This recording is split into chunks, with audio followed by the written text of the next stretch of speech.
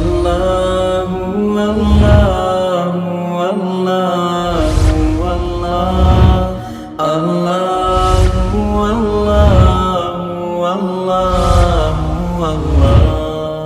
اللہ اللہ۔ بسم اللہ الرحمن الرحیم۔ ہدایت النحو کا 8واں باب ہے خاتمہ فی الاسم، سبق نمبر 2 میں خوش آمدید۔ آج کے سبق کے اندر ہم اسم عدد کے بارے میں پڑھیں گے۔ عبارت دیکھ لیں، ترجمہ کرتے ہیں اور آخر میں اس کی تشریح کرتے ہیں۔ فصل: اسماء العدد ما وضع ليدل على کمیت احاد الاشیاء و اصول العدد 12 کلمۃ واحدۃ الی 10 و 100 و 1000 و استعمالہ من واحد الی 2 علی القیاس عن للمذکر بدون التاء وللمؤنث بالتاء، تقول فی رجل واحد وفی رجلین 2 وفی امرأۃ واحدۃ وفی امرأتین 2 و 2 ترجمہ دیکھ لیں، پھر تشریح کرتے ہیں۔ حضرت فرما رہے ہیں کہ اسماء عدد وہ ہیں جن کو وضع کیا جاتا ہے تاکہ وہ دلالت کریں مختلف چیزوں کی تعداد پر، اور اصول عدد وہ 12 کلمے ہیں، واحد سے لے کے 10 تک، 100 اور الف، اور ان کا استعمال واحد سے لے کے 2 تک قیاس کے مطابق ہے، یعنی مذکر کے لیے بغیر تا کے اور مؤنث کے لیے تا کے ساتھ۔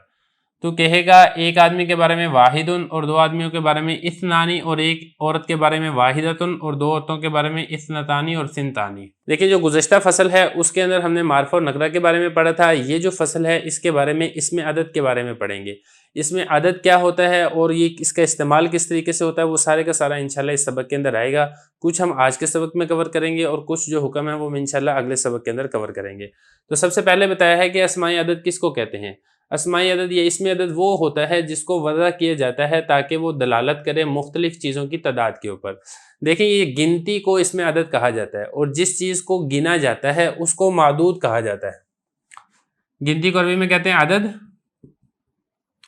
اور جس کو گنا جاتا ہے اس کو کہا جاتا ہے معدود۔ اب یہ جو اسم عدد ہوتا ہے یہ دلالت کرتا ہے تاکہ معدود کی تعداد بتا دے، گنتی بتا دے۔ کوئی بھی چیز ہے، کتابیں ہیں تو وہ کتنی کتابیں ہیں، کاپیاں ہیں تو وہ کتنی کاپی ہیں، وغیرہ ذالک۔ تو یہ فرمایا احاد مختلف چیزوں کی کمیت تعداد کے اوپر جو لفظ دلالت کرتا ہے اس کو اسم عدد کہا جاتا ہے۔ وہ اصول العدد 12 کلمۃ، آگے فرمایا کہ جو اصول عدد ہیں وہ 12 کلمے ہیں۔ جو گنتی کے جو اصل لفظ کو وضع کیے گئے ہیں یہ کچھ 12 الفاظ ہیں جن کو چیزوں کی گنتی کے لیے وضع کیا گیا ہے۔ باقی جو اس کے علاوہ استعمال ہوتا ہے وہ یہی والے بار بار ریپیٹ ہوتے ہیں، حرف عطف کے ذریعے سے یا پھر ممیز تمیز کے ذریعے سے۔ اس کے اندر تھوڑی سی تبدیلی کر کے بار بار یہی لفظ ہی ریپیٹ ہوتے ہیں۔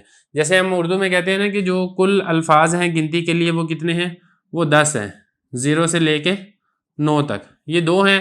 اب اس کے بعد چاہے آپ لکھیں نا 1050 لکھیں یا آپ لکھیں 678 لکھیں، تو یہ سارے وہی 1 سے لے کے 10 تک جتنے عدد ہیں وہی والے بار بار ریپیٹ ہوتے ہیں۔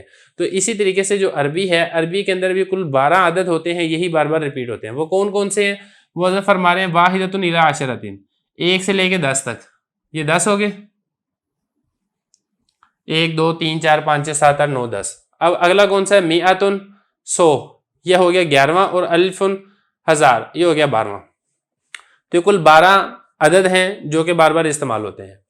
اب اس کے بعد آگے جو ہے یہاں سے وہ استعمال ہو، اس سے یہ جو اعداد ہیں ان کو استعمال کرنے کا طریقہ بتایا جا رہا ہے کہ آپ نے ان کو کس طریقے سے استعمال کرنا ہے۔ تو سب سے پہلی بات حضرت نے یہ فرمائی ہے، اب 1 سے لے کے شروع کریں گے، 1 2 3 سے پھر 10، پھر اس طریقے سے 100، پھر 1000، پھر لاکھ، آخر تک آپ نے کس طریقے سے گنتی شمار کرنی ہے سارے کا سارا آپ کو بتائیں گے۔ تو حضرت فرما رہے ہیں کہ ان کے استعمال ایسے اسم عدد کا کہ 1 سے لے کے 2 تک قیاس کے مطابق ہے، یعنی مذکر کے لیے بغیر تا کے اور مؤنث کے لیے تا کے ساتھ، یعنی معدود جس کی گنتی کی جا رہی ہے اگر وہ مذکر ہے تو پھر آپ جو اسم عدد لے کر آئیں گے وہ بھی مذکر آئے گا، اور اسی طریقے سے معدود جس کی گنتی کی جا رہی ہے اگر وہ مؤنث ہے تو اسم عدد وہ بھی آپ مؤنث لے کر آئیں گے تا کے ساتھ۔ مثال کے طور پہ ایک آدمی ہے نا، رجل ہے، تو اس کے بارے میں آپ کیا کہیں گے؟ واحدن کہیں گے بغیر تا کے، کیونکہ اصول بھی یہی ہے کہ مذکر کے لیے تا کے بغیر لفظ آتا ہے اور مؤنث کے لیے تا کے ساتھ استعمال ہوتا ہے۔